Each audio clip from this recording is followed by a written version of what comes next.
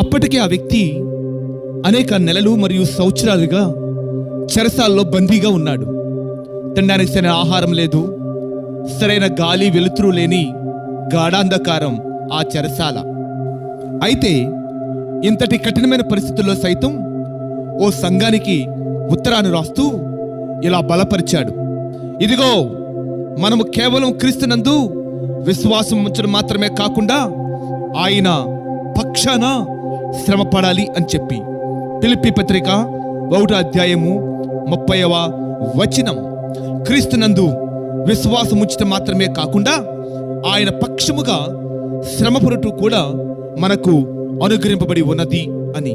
అవును, నువ్వు కేవలం విశ్వాసం ఉంచి సాదాసీదా జీవితాన్ని గడుపుతూ హాయిగా వెళ్ళబుచ్చుకోవడం కాదు, ఆయన పక్షమున ఖచ్చితంగా శ్రమపడు సువార్తికునిగా అనేకులకి ప్రభు వార్తను తెలియ చేయాలి.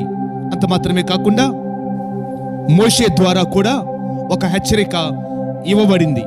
ద్వితీయోపదేశకాండం 28వ అధ్యాయము 47వ వచన భాగములో, నీకు సర్వ సమృద్ధి కలిగి ఉండియు నీవు సంతోషముతోనూ హృదయ ఆనందముతోనూ నీ దేవుడిని యెహోవాను సేవించి ఆయనకు దాసుడవు కాలేదు అని. ఈ రోజున క్షేమస్థితి, ఆరోగ్యం, నెమ్మది, సమాధానము ఇప్పుడిప్పుడే పరిస్థితులని కుదుటపడిన తర్వాత దేవుని కొరకు పనిచేయడం మానేసి నీ ఇష్టరాజ్యాన్ని కట్టుకోవడంలో నిమగ్నంలో అయితే ఈరోజే ప్రభు కొరకు పనిచేయడానికి, ఆయన పక్షముగా శ్రమపడ్డానికి మొదటి అడుగు తప్పక వేయండి. ఎందుకంటే ఈ రోజుల్లో అపవాది క్రైస్తవుల్ని సంపన్నులు చేసి సుఖ విలాసవంతమైన జీవితాల్లో మునిపింప చేశాడు. తద్వారా వారు ప్రభు కొరకు పని చేయడం మాత్రమే కాకుండా దేవుని పనిని అలక్ష్యం చేయడం కూడా ప్రారంభించారు. సంవత్సరాల క్రితం ఒక దేశంలో ఇటువంటి నిర్ణయం ఉండేది. ఎవరైనా యేసు ప్రభు యందు విశ్వాసం ఉంచితే వారిని కఠినంగా శిక్షించాలి అని చెప్పి. ఎంత కఠినంగా శిక్షించినా క్రైస్తవ శాతం మరింత ఆ దేశంలో మెరుగుపడుతూనే వచ్చింది. ఈ లోపల వారనుకున్నట్టుగానే ఒక వ్యక్తి, యేసే దేవుడు, ఆయన ద్వారానే క్షమాపణ, ఆయన ద్వారానే కుటుంబాలలో సమాధానం, భార్యాభర్తల జీవితాలు నెమ్మదిగా ఉంటాయి, పిల్లల బ్రతుకులు బాగుపడతాయి, ఆరోగ్యంగా బ్రతుకుతారు అని ప్రకటించడం ప్రారంభించాడు. సంతలో గమనించిన సైనికులు వెంటనే రాజాస్థానానికి తీసుకుని వెళ్లారు. ఎప్పట్లాగానే రాజు తన మంత్రి బృందంతో చర్చిస్తూ అతనికి ఏ శిక్ష విధిద్దాం అన్నాడు. ఈ లోపల ఒక అతను, కాలే మరిగే నూనెలో పడేయండి అన్నాడు. మరొక అతనైతే బట్టల ఊడు తీసి నలుగురిలో వేలాడి తీయండి, సిగ్గొచ్చింది నలుగురికి అన్నాడు. మరొక వ్యక్తి అయితే కొరడా దెబ్బలతో కొట్టించండి అన్నాడు.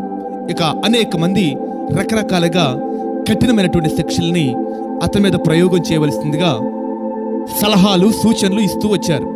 అయితే తెలివైన మంత్రి మాత్రం, అయ్యా, ఆ క్రైస్తవునికి ఒక 50 ఎకరాల భూమి ఇవ్వండి, ఒక 20 గుర్రాలు కూడా ఇవ్వండి, ఒక 10 పాడి పశువులను ఇవ్వండి, అతని ఆస్తిని పెంపొందింప చేయండి, దాంతోపాటే ఒక 30 మంది రాజభటుల్ని సేవకులు కూడా ఇవ్వండి అని చెప్పాడట. సభంతా కూడా పక్కుమని నవ్వారు. రాజు మాత్రం దాన్ని కొంచెం ఆలోచించడం ప్రారంభించాడు. ఎందుకని అతనికి బహుమానాలు ఇమ్మంటున్నావు? అందరూ శిక్షించమని సలహాలు ఇస్తుంటే అన్నాడు రాజు ఈ మంత్రితో. అప్పుడు వెంటనే మంత్రి అన్నాడు, మీకు తెలియదండి క్రైస్తవుల సంగతి, వారిని హింసించే కొద్దీ, కష్టపెట్టే కొద్దీ ప్రభు అయిన యేసుక్రీస్తు మా కొరకు ఎన్నో చేశాడు, ఆయన కొరకు చావడానికి సిద్ధం అంటారు. కానీ మీరు వాళ్ళకు గనుక ఆస్తిపాస్తులు, వెండి, బంగారు, వైడూర్యాలు ఇస్తే గనుక ఆ సంపదల్లో పడి క్రీస్తునే మర్చిపోతారు అన్నాడట. ఎంతటి తెలివైన జవాబు! అందులో ఎంతో కొంత సత్యం లేకపోలేదు. బహుశా నీవు కూడా అట్టి స్థితిలోనే ఉంటే మరొక్కసారి ఏ బండ నుండి చెక్కబడ్డావో దాన్ని ఆలోచించి ప్రభు కొరకు శ్రమపడు, ప్రయాసపడు, తద్వారా ఆయనిచ్చే కిరీటానికి యోగ్యుడవు కాగలవు. ఆమేన్.